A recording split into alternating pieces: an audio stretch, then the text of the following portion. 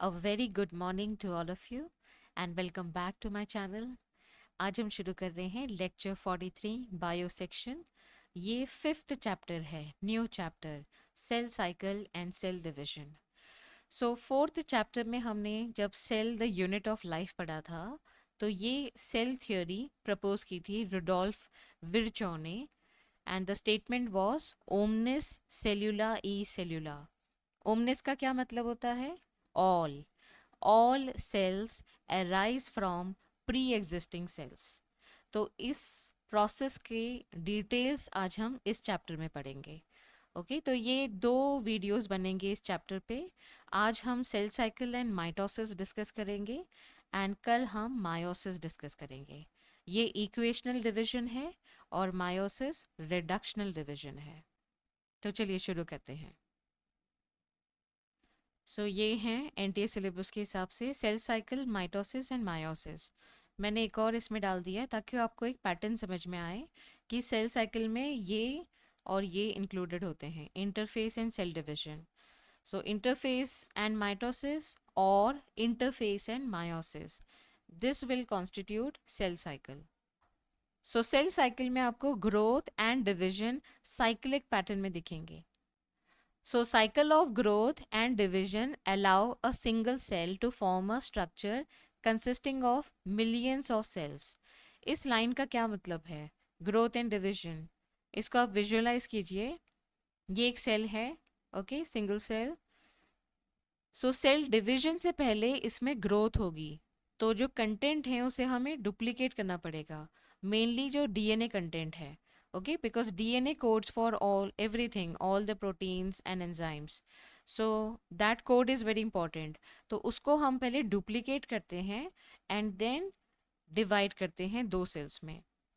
तो इसे कहा जाता है parent cell.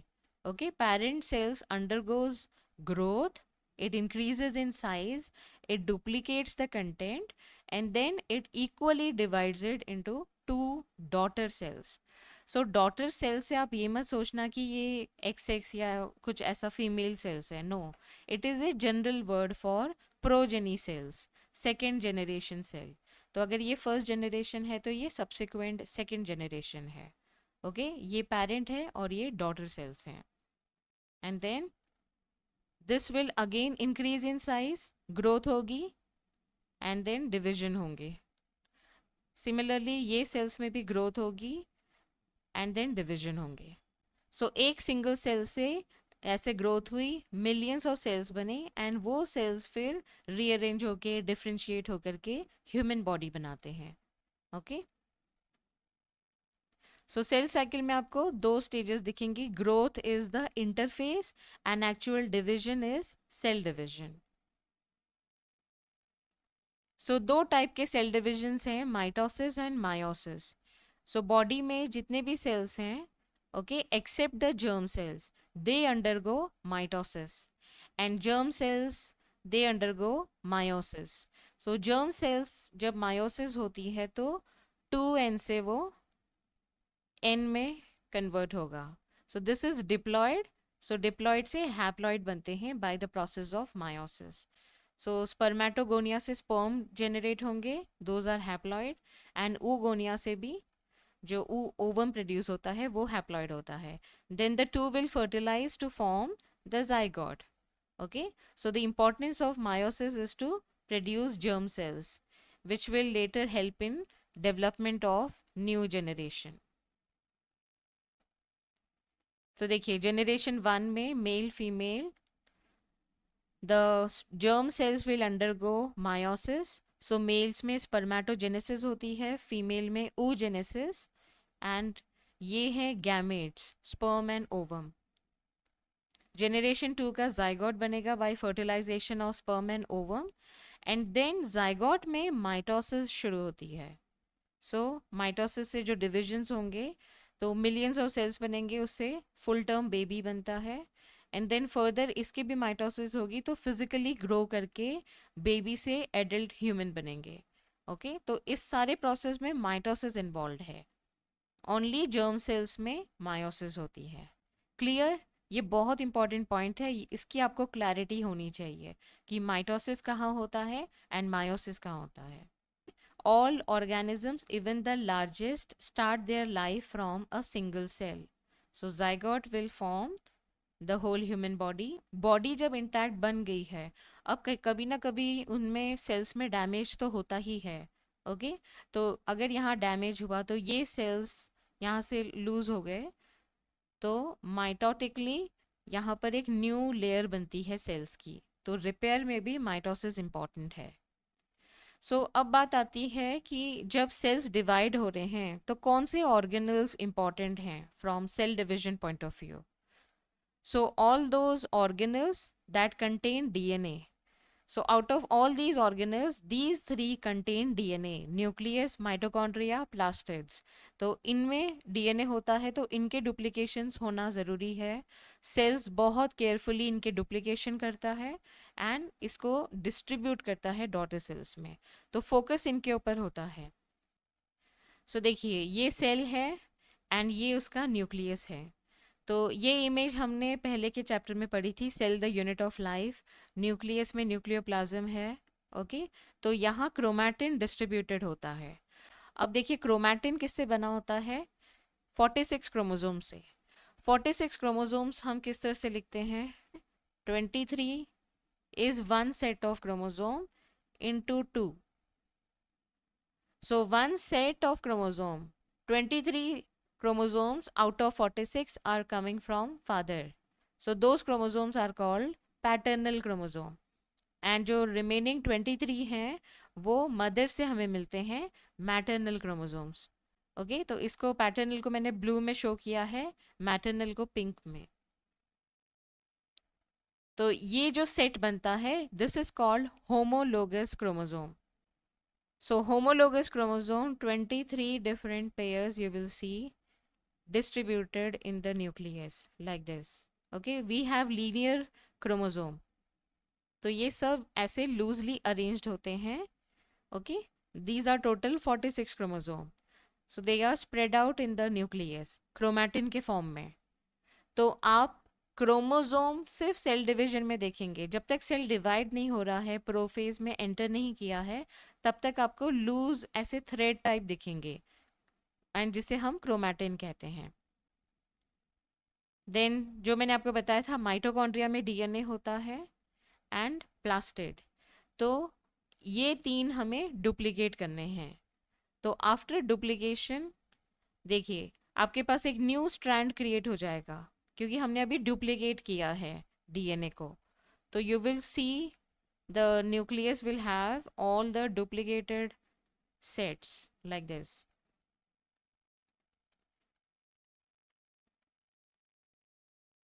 And then mitochondria are also duplicated, plastids are also duplicated. So ये पार्ट इंपॉर्टेंट है. तो ग्रोथ जो मैंने कही, interface that involves duplication of DNA and duplication of the organelles that contain DNA. तो क्रोमैटिन ये है, इसका डुप्लीकेशन होगा एंड सुपर कॉइलिंग से उसकी टाइट पैकिंग होगी. ये जो थिन आर्म्स हैं वो अभी आपको थिक आर्म्स दिखेंगे क्योंकि इसकी टाइट पैकिंग हो गई है. तो क्रोमैटिन से क्रोमोसोम, ये आपको ट्रांसफॉर्मेशन दिखेगा ऑफ द जेनेटिक मटेरियल. जो भी एंडोमेम्ब्रेन सिस्टम है वो फ्रैगमेंट हो जाती है, डिस्पर्स हो जाएगी.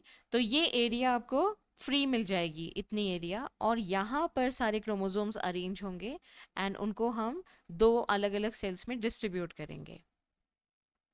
एक एक्सक्लूजन जोन क्रिएट होती है. देखिए डीएनए डुप्लीकेशन होने के बाद क्रोमैटिन का कंडेंसेशन होता है, तो ये धीरे धीरे आपको थिक दिखने लगेंगे. And during this process nuclear membrane slowly disappear होती है. एंड उसके बाद तो जो भी एंडोमेम्ब्रेन सिस्टम था वो डिसअपियर हो जाएगा एंड ये क्लियर एरिया आपको मिलेगी जहाँ पर क्रोमोसोम्स को अरेंज किया जाएगा एंड देन उनको ऑपोजिट पोल्स में पुल आउट किया जाता है with the help of spindle fibres ऐसे. एंड देन जब वो ऑपोजिट पोल्स में चले गए हैं तब आपका फरो फॉर्मेशन होगा. दो सेल्स में सारा कंटेंट डिवाइड हो जाएगा इक्वली. तो ये कहलाते हैं आइडेंटिकल सेल्स. सो ये था एक ओवरव्यू। अब हम एनसीईआरटी लाइंस को रिव्यू करते हैं और डिटेल में इस टॉपिक को समझते हैं। Are you aware that all organism even the largest start their life from single cell? Yes, we are aware. ये अभी हमको सबको पता है कि हम एक सिंगल सेल से हमारी लाइफ बिगिन हुई है। You may wonder how a single cell then goes on to form such large organism.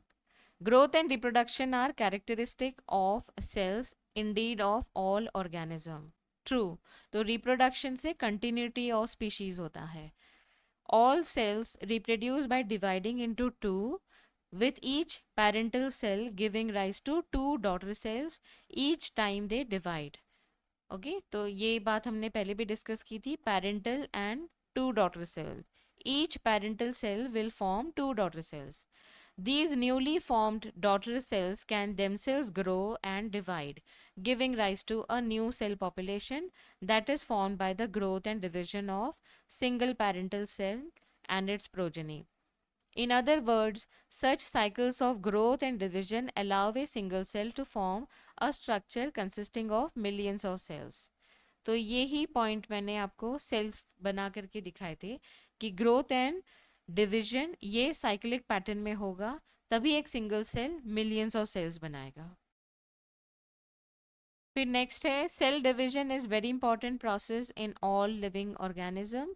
During the division of a cell, DNA replication and cell growth also takes place. All these processes, that is cell division, DNA replication, cell growth, have to take place in coordinated way to ensure correct division and formation of progeny cells containing intact genome. So main highlight ये है coordinated. तो जब ये coordination lose करता है तो cell cycle issues होते हैं, एंड जो मेन सबसे बड़ी प्रॉब्लम है जो हम ह्यूमन हेल्थ एंड डिजीजेस में पढ़ेंगे, development of cancer, that is all because of loss of coordination in cell cycle. So अब इंटरफेस के ये सब डिविजन्स हैं, G1S एंड G2, ये एम फेज है। ये सीक्वेंस में ही होगा और यहाँ पर हर पॉइंट में जो कैरेक्टरिस्टिक इवेंट है वो फुलफिल होने चाहिए, तभी प्रोग्रेस सिक्वेंशियली एंड कोऑर्डिनेटेड वे में होता है। सो यहाँ पर सेल ग्रोथ होगी G1 में, S फेज में डीएनए रेप्लिकेशन होगा, G2 में M फेज रिलेटेड जो भी इंपॉर्टेंट प्रोटीन्स हैं उनकी सिंथेसिस होती है, ओके, एंड M फेज में पहले न्यूक्लियर डिविजन्स होंगे and then cytokinesis which is division of cytoplasm होगा, ओके। उसके बाद G0 जो आपको ये फेज दिख रहा है, इसका मतलब है कि क्वाइसेंट स्टेज। अगर सेल्स आगे फर्दर सेल साइकिल में कंटिन्यू नहीं करता है तो वो क्वाइसेंट स्टेज में चला जाता है, जिसे G0 स्टेज कहा जाता है। सो देखिए ये 3 डिफरेंट एग्जाम्पल्स हैं, इनके डबलिंग टाइम आपको याद होने चाहिए। बैक्टीरिया 20 मिनट्स में डिवाइड करते हैं, ईस्ट 90 मिनट्स में, एंड ह्यूमन सेल 24 आवर्स में। So phases of cell cycle. Cell cycle is divided into two basic phases. Interphase, जिसे resting phase भी कहा जाता है, इसका टाइम होता है 23 आवर्स में ये कंप्लीट होता है। And M phase, mitosis phase, is completed in 1 hour in human cell. The M phase represents the phase when the actual cell division or mitosis occurs, and the interphase represents the phase between two successive M phase.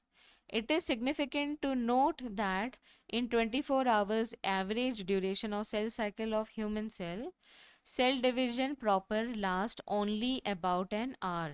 The interphase lasts more than 95% of the duration of the cell cycle.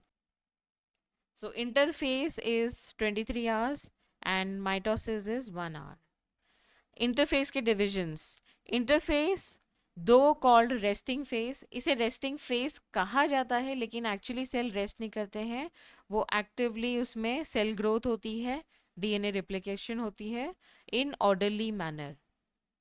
The interphase is divided into 3 further phases, gap 1, then synthesis and gap 2। G1 corresponds to interval between mitosis and initiation of DNA replication. During G1 phase, the cell is metabolically active and continuously grows but does not replicate its DNA. तो growth होगी, तो जो size मैंने दिखाया था कि अगर ये सेल है तो ग्रोथ होने के बाद ये सेल का साइज बड़ा हो जाएगा। ओके, तो मेटाबॉलिकली एक्टिव हैं। ये स्टेटमेंट बहुत बार नीट एग्जाम में पूछा जाता है कि सेल इज मेटाबॉलिकली एक्टिव और इनएक्टिव। नेक्स्ट है सिंथेसिस फेज में डीएनए रेप्लिकेशन होगा, DNA synthesis, and the centriole duplicates in the cytoplasm. So जो इंडिविजुअल हमने क्रोमोसोम्स देखे थे, ऐसे क्रोमैटिन ऐसे थ्रेड में होंगे, तो आफ्टर एस फेज आपको एक न्यू स्ट्रैंड की सिंथेसिस दिखेगी। ओके, तो ये जो न्यू स्ट्रैंड की सिंथेसिस हो रही है दैट इज डीएनए सिंथेसिस, जो कि एस फेज में एक्सक्लूसिवली होती है। एंड सेंट्रियोल जो साइटोप्लाज्म है वहां पर इसका डुप्लीकेशन होगा। During this time the amount of DNA पर सेल डबल्स। देखिए डीएनए डबल होता है तो आपके पास एक न्यू पी आर्म एंड एक न्यू क्यू आर्म आ जाएगा, क्योंकि ये जो सेंटर में यहाँ पर ये सेंट्रोमियर है ना, इस सेंट्रोमियर से हम क्रोमोसोम को काउंट करते हैं। ओके, तो जब तक ये डिवाइड नहीं होगा हम इसे एक ही क्रोमोसोम कहेंगे। तो जब ये पहले एस फेज से पहले ऐसा था ना, तो तब ये क्रोमोसोम कहलाता था। अभी भी ये सिंगल क्रोमोसोम ही है बट इसका डीएनए अब डबल हो चुका है। ओके, तो जितना भी डीएनए यहाँ था अब इसके पास डबल द डीएनए है, but chromosome wise this is still one, will be counted as one chromosome. Interphase का जो थर्ड फेज है G2 phase, proteins are synthesized in preparation for mitosis while the cell growth continues. Okay, तो आपको अपने notes में distinctly लिखना होगा कि G1 में आपको क्या दिखा, S में क्या दिखा एंड G2 में क्या दिखा।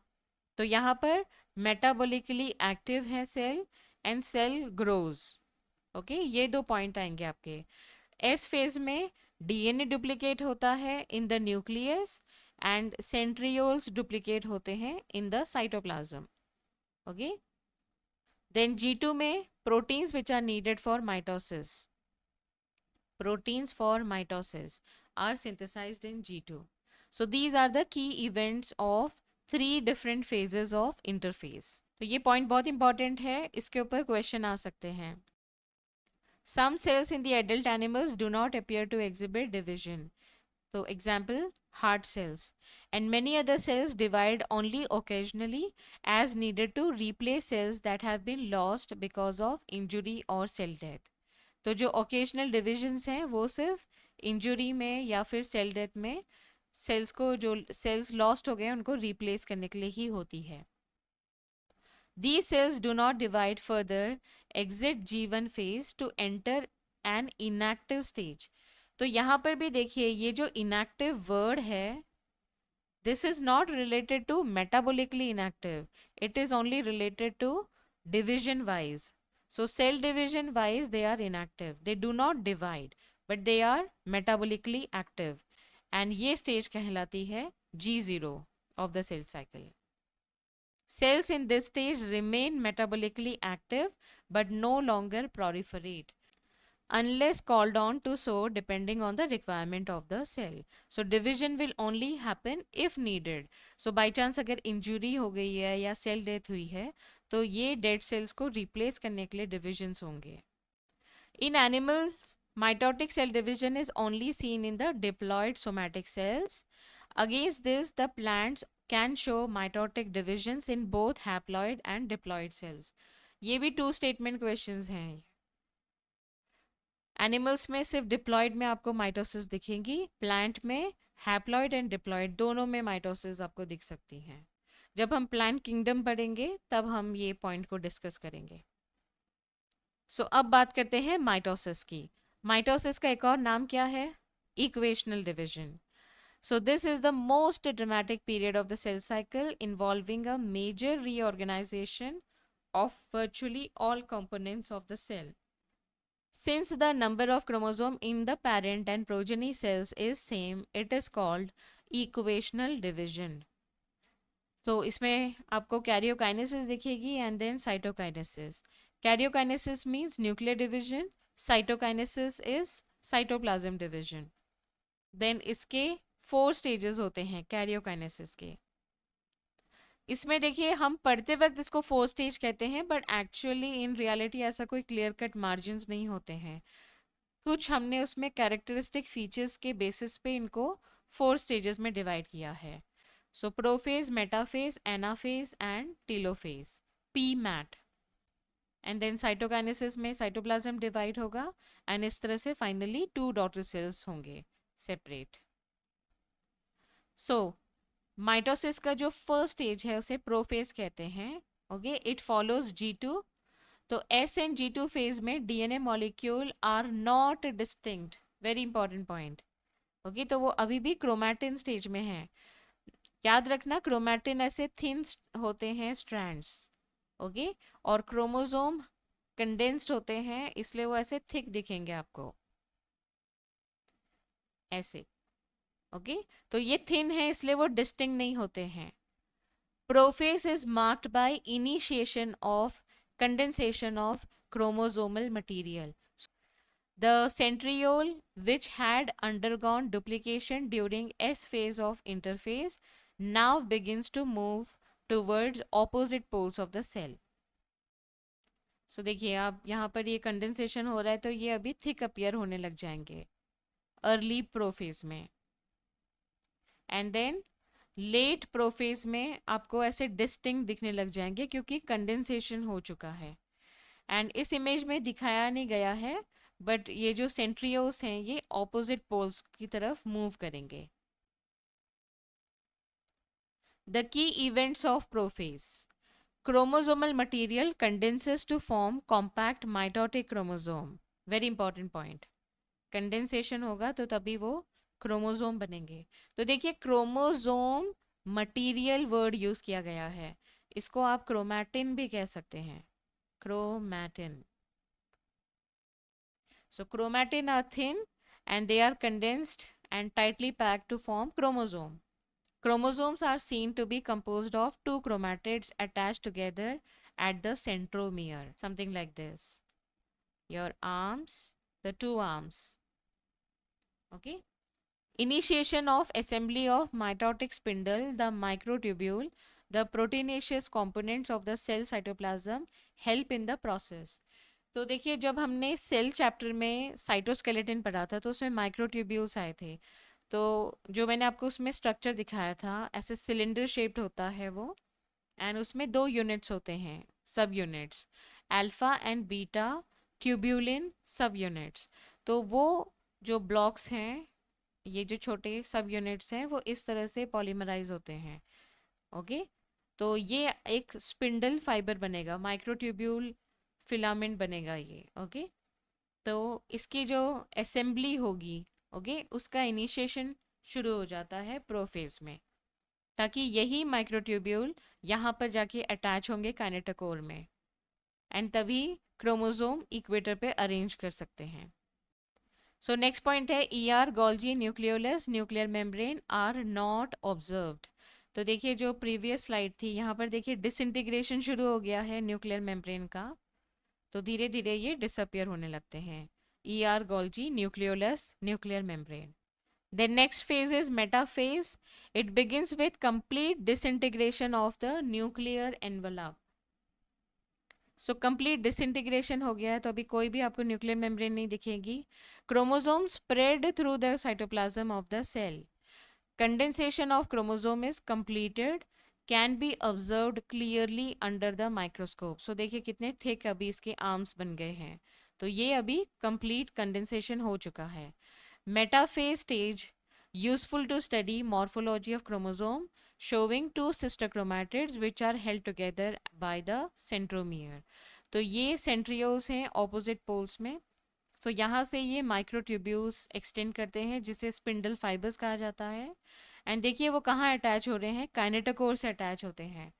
ओके, तो कभी आपको ये स्टेटमेंट आए कि spindle fibres they attach to the chromatids, तो वो स्टेटमेंट रॉन्ग होगा. आपको ये कहना होगा spindle fibres they attach to the kinetochores, which are located at the centromere of chromosomes. So ये एक तरह का आपने एक एक क्रोमोसोम को पकड़ लिया है, अब इनको लाइन में आप अरेंज कर देंगे। ये जो होता है centre, this is called equatorial plate. So small disc-shaped structures at the surface of centromere are called kinetochores. ये हमने पढ़ा था cell the unit of life उस चैप्टर में। तो ये देखिए डिस्क शेप्ड हैं kinetochores एंड यहाँ पर अटैच होंगे microtubules, spindle fibres. Hence the metaphase is characterized by all the chromosome coming to lie at the equator. This is metaphase plate. Alignment of the chromosomes at the metaphase is referred to as metaphase plate. देखिए कितना nicely arranged है। तो imagine इसमें तो खाली 4 दिए हैं, आपको ऐसे 46 क्रोमोसोम्स इमेजिन करने हैं माइंड में। ऐसी कोई बुक ही नहीं है जहाँ पर 46 क्रोमोसोम को दिखाया जाता है। ये एक्सपेक्टेड है आपसे कि आप इमेजिन करें माइंड में सारे 46 क्रोमोसोम इस तरह से अरेंज्ड हैं। ऑपोजिट पोल्स में सेंट्रियोल्स हैं और वहाँ से spindle fibres which are made of microtubules, they are projected out and they are holding all the chromosome at the equator. So metaphase के key events हैं spindle fibers attached to kinetochores and chromosomes are moved to spindle equator get aligned along the metaphase plate.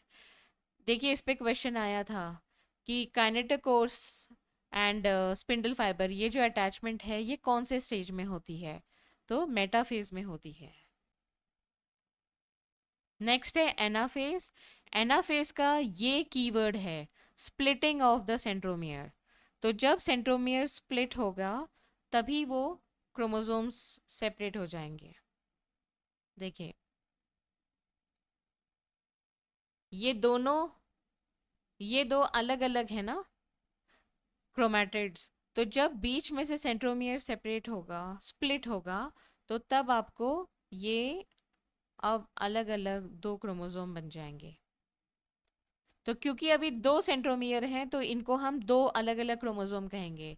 यहाँ पर centromere एक ही था इसलिए ये एक single chromosome है with double the DNA. Okay, so simultaneously the 2 daughter chromatids now refer to as chromosome. तो अब तक ये क्रोमैटिड्स थे, जैसे ही सेंट्रोमियर स्प्लिट हुआ तो अब ये क्रोमोसोम बन गए हैं। अब इसको आप क्रोमैटिड नहीं कह सकते, अब ये क्रोमोसोम्स हैं। As each chromosome moves away from the equatorial plate, the centromere of each chromosome is towards the pole. So obviously जब वो attachment काइनेटोकोर और स्पिंडल फाइबर की है तो जो आर्म्स हैं वो आपको इस तरह से नीचे को प्रोजेक्टेड दिखेंगे और जो सेंट्रोमियर है काइनेटोकोर वो सेंट्रियोल की तरफ होगा।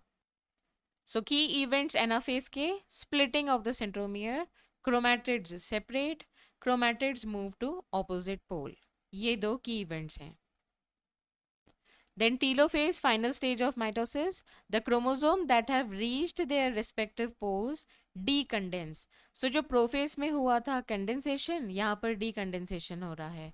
They lose their individuality. तो अब क्रोमोसोम से वो फिर से क्रोमैटिन बन जाएंगे। The individual chromosomes can no longer be seen and chromatin material tends to collect in a mass in the 2 poles. So देखिए अब ये डिफ्यूज हो गया, अभी आपको यहाँ पर क्रोमोसोम नहीं दिख रहे हैं, डिफ्यूज क्रोमैटिन मटेरियल दिख रहा है। तो की इवेंट्स हैं chromosome cluster at the opposite spindle poles and their identity is lost as discrete elements. Basically वो डिकंडेंस हो गए हैं।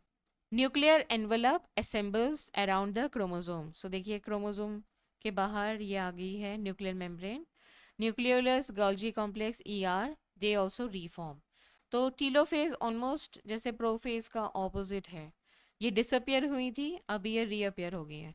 न्यूक्लियर एनवलप भी डिसअपियर हो गए थे, टीलोफेज में रीअपियर हो गए और जो क्रोमैटिन था वो कंडेंस हुआ था और यहाँ पर क्रोमोसोम डीकंडेंस हो गए हैं। सो ये टेबल है समरी ऑफ माइटोसिस। तो हर फेज के क्या क्या की इवेंट्स हैं ये आप प्लीज नोट डाउन कर लेना। अब नेक्स्ट है साइटोकाइनेसिस। सो साइटोकाइनेसिस न्यूक्लियर डिवीजन हो चुका है कैरियोकाइनेसिस, अब हमें उसे स्प्लिट करना है सेल को, ताकि दो डॉटर सेल्स बन जाए। तो एनिमल सेल में मैकेनिज्म अलग होता है, प्लांट सेल में अलग होता है।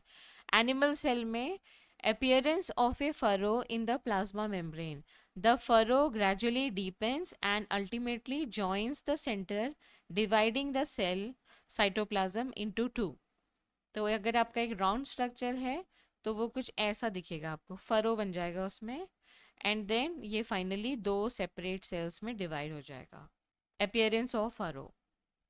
Plant cell, however, are enclosed by relatively inextensible cell wall. तो यहाँ सेल वॉल है इसलिए फरो नहीं बनेगा। तो आपका ऐसा एक रिजिड स्ट्रक्चर है प्लांट में।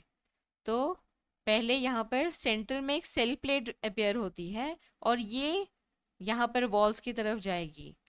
ओके, तो ये सेंटर से बाहर जा रहे हैं। यहाँ पर क्या हो रहा है, बाहर से सेंटर की तरफ आ रहे हैं और यहाँ पर ऑपोजिट हो रहा है। In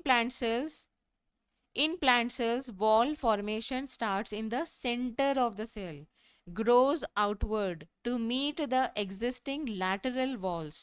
The formation of new cell wall begins with the formation of simple precursor, जो कि cell plate है, and it represents middle lamella between the walls of two adjacent cells. Okay, तो साइटोकाइनेसिस में ये difference है animal cell में and plant cell में। At the time of cytoplasmic division, organelles like mitochondria and plastids get distributed between the two daughter cells. देखिए इन दोनों में भी डीएनए कंटेंट था, ओके, तो वो भी डुप्लीकेट करके डिस्ट्रीब्यूट करते हैं दो डॉटर सेल्स में। तो ये हैं two daughter cells. So example जहाँ पर साइटोकाइनेसिस नहीं होता है, सिर्फ कैरियोकाइनेसिस होता है। एग्जाम्पल क्या है, लिक्विड एंडोस्पर्म इन कोकोनट। तो जो हम नारियल पानी पीते हैं ना, तो वो बेसिकली एंडोस्पर्म है, liquid endosperm. In some organism karyokinesis is not followed by cytokinesis, as a result of which multinucleate condition arise, leading to formation of syncytium. तो इसे सिंसीशियम कहें या सिंकाइटियम कहें, आप दोनों वर्ड यूज कर सकते हैं।